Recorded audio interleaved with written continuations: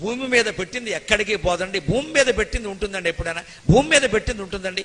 భూమిలో తేడా లేకుండా హక్కులు చూసుకుని జాగ్రత్తగా కొనుక్కుంటే భూమి ఎక్కడికి పోదండి. ఇప్పటికీ భూమి మీద అమ్ముకున్నవాడు ఎవడూ చెడిపోడండి. ఆ భూములు కొనొచ్చు, మన దగ్గర పెట్టుకోవచ్చు. అత్యవసరం వస్తే అమ్ముకుంటాం, లేకపోతే మనమే అక్కడ గుడిసె వేసుకుని ఆ గుడిసె పోగా మిగిలిన ప్రాంతంలో కందులో పెసలో పండించుకుని తింటామమ్మా.